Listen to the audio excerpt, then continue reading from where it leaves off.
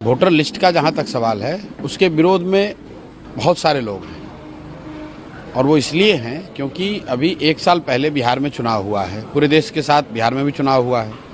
Election commission ने ही voter list बनाया, उसके आधार पर उसी वोटर लिस्ट में जिनका नाम था उन्होंने पार्लियामेंट का इलेक्शन किया है, प्राइम मिनिस्टर का चुनाव हुआ है।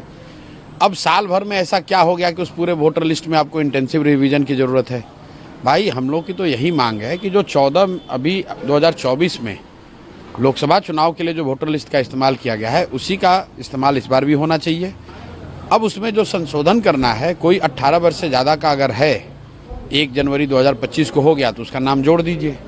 अगर किसी की मृत्यु हो गई है या कोई पलायन कर गया है, छोड़कर चला गया है, उसका नाम काट दीजिए। इसके अलावा और कोई उसमें संशोधन की ज़रूरत समझ में नहीं आती है।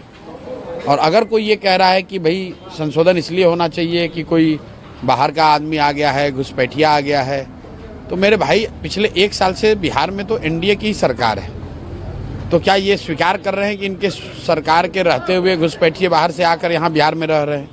बाहर से लोग आ गए, रिफ्यूजी आ गए, शरणार्थी आ गए, आतंकवादी आ गए, कौन आ गया? और आया तो क्या यहाँ बिहार सरकार सो रही है? बीजेपी वाले जो ऐसे बेवकूफ लोग हैं, अरे भाई, अगर घुसपैठिए बिहार में आ गए तो सरकार तुम चला रहे हो, तो घुसपैठियों को क्यों नहीं पकड़ा? तो घुसपैठियों को क्या बीजेपी वाले बिहार में लेकर आए हैं?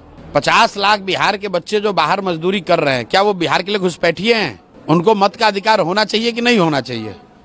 अगर कोई आदमी यहाँ से जाकर गुजरात में, महाराष्ट्र में नौकरी मजदूरी कर रहा है और चुनाव के समय में आकर यहाँ वोट करना चाहता है, तो उसको मत का अधिकार होना चाहिए कि नहीं होना चाहिए? तो क्या इलेक्शन कमीशन ये मान रहा है कि अभी जो 2024 में लोकसभा का चुनाव हुआ वो शुद्ध मतदाता सूची से चुनाव नहीं हुआ था? क्या इस देश का पार्लियामेंट और प्रधानमंत्री का चुनाव अशुद्ध मतदाता सूची के द्वारा किया गया है? पहले इलेक्शन कमीशन ये स्वीकार करे कि जो 24 का मतदाता सूची था वो शुद्ध नहीं था। आप कह रहे हैं कि हम इलेक्शन मतदाता सूची को शुद्ध कर रहे हैं, तो अभी साल भर पहले भी तो आप ही ने बनाया था, तो क्या वो अशुद्ध था? उसी से पार्लियामेंट के इलेक्शन कराए थे।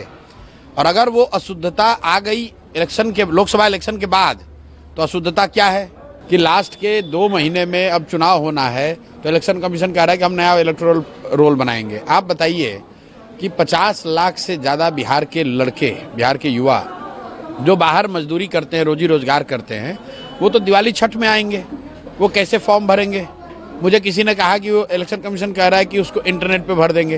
अरे भाई, जो मजदूरी कर रहा है कोयम्बटूर में, जो मजदूरी कर रहा है सूरत की फैक्ट्रियों में, वो बेचारा कहाँ से समय निकालेगा, कैसे इंटरनेट पे इसको भरेगा? तो ये इसका बिल्कुल हम लोग विरोध करते हैं।